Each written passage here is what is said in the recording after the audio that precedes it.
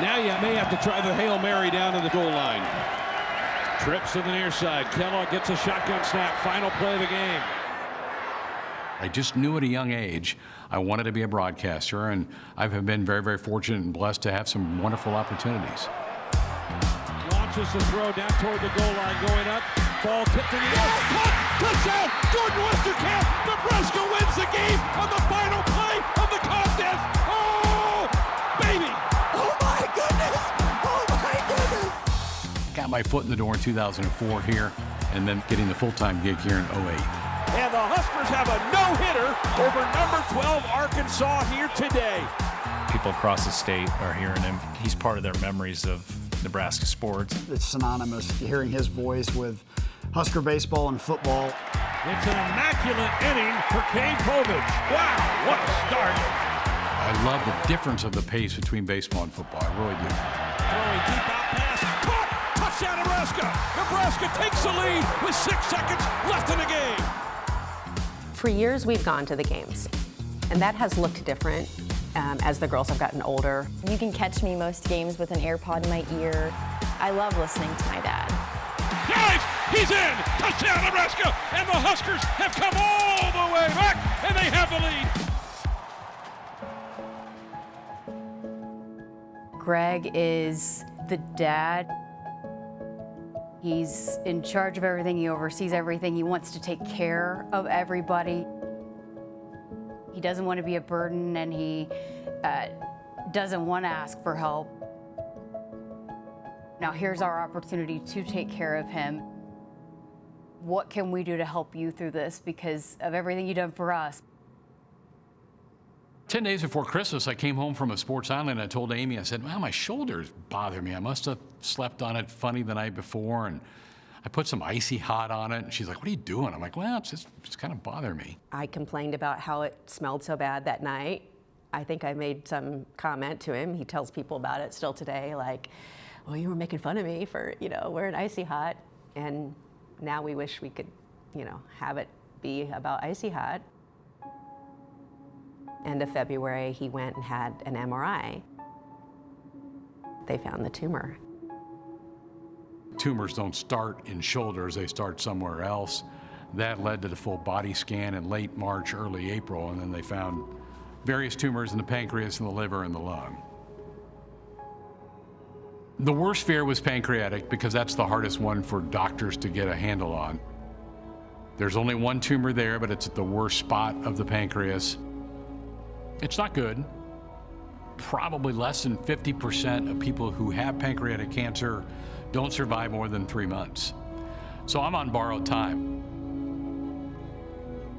We've been able to have chemo, and he's had radiation on his arm. It's an effort to extend your life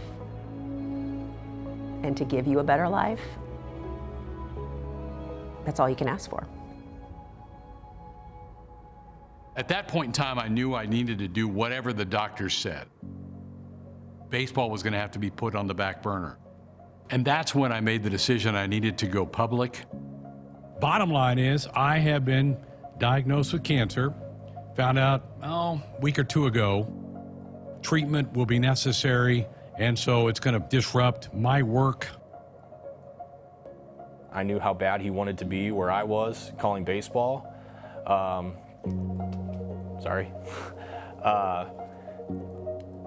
It was a difficult moment to process just the reality of it.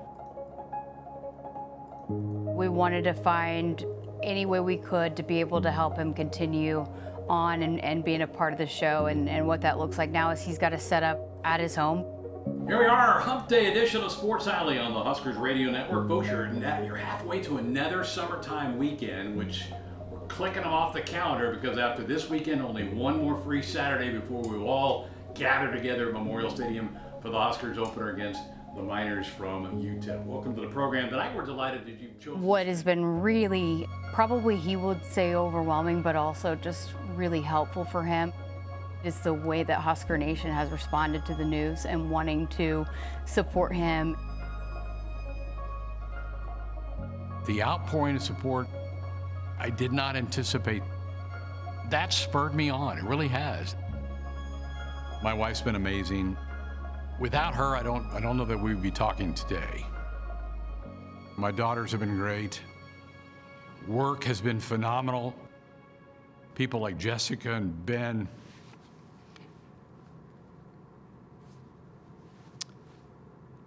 I've thanked them, but that's not enough. They deserve more. They deserve more than that. But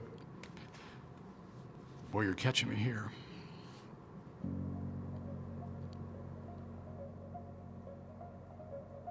Thank you to all those people across the state who have sent letters, and I know the prayers are there. I can feel them. I can't see them, but I can tell they're there.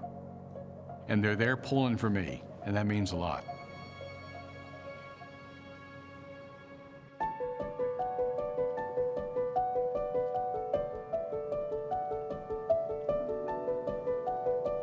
Lots of cards and letters from other people, but these are kind of some of the bigger items that I've received over the last couple of months. Back in April, I get this odd-shaped box into our studio and opened it up, and by gosh, it was a row the boat paddle from PJ Fleck in Minnesota. What a cool gesture from Coach. I've interviewed him a couple of times at Media Days. I've seen him really light up with this, not attention, but with this just honor of knowing that he was really, truly appreciated. There are a lot of people who not question, but wonder how we just keep going. We have 3 girls, and we've had some big life events happen this summer. A normal day is him being a part of that. Hey girl, how you doing? Hi. How was your day?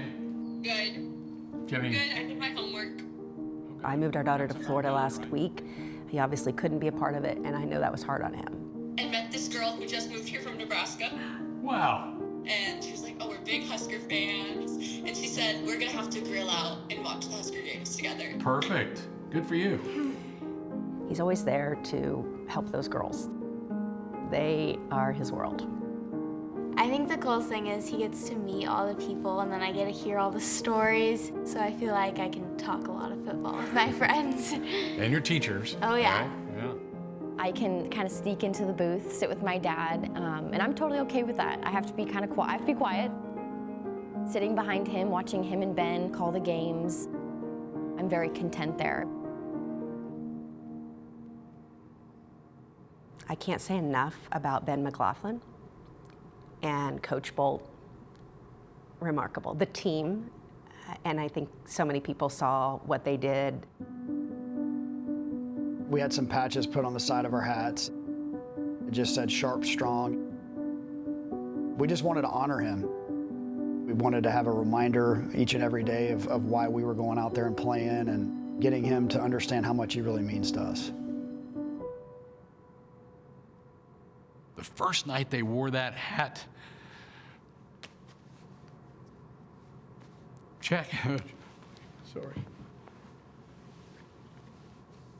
Jackson Brockett throws a no-hitter. Swing and a miss. Jackson Brockett has the first 9-inning no-hitter for the Nebraska Cornhuskers since 1954. Man.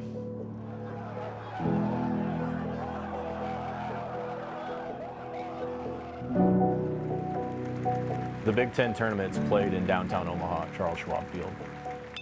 They had lost their first game, and they had to do something nobody's ever done before, which was win 5 consecutive games in 3 days to be the champion. I was able to call 2 of those 5. That made it special, too. That team had a fight about them, a spirit about them, and that's why you hang a banner. I'm really grateful that I was there for it. Breaking ball, that's looped in left field. Gabe Swanson is there. He squeezes it, and your Huskers are Big Ten champions for the first time since joining the league. He had tears in his eyes, and you could tell how much it meant to him that he had been there for that. It's good for me to wake up in the morning and know that I got to prep, I got to do a chart, I got to do an interview today, whatever it is. It gives me a little bit extra fight. I'm not going to sit around and pout. That's not a great way to end life. I'm going to live it to the fullest each day. I set that goal of being ready for August 31st. August 31st, Nebraska opens the 2024 season against UTEP at Memorial Stadium. He loves his football team. He's excited about what could be with this football team. He wants to be a part of it. No matter what he's going through, he wants to continue to do what he loves. This is the love of his life. His family's pretty high up there too, but I'm not gonna lie, it's really close. He has bled red right along with everyone else in this nation, and will continue to do that until he has called his last call. It's all I know. It's been part of my life, all of my life. I've told people all summer, don't bet against me.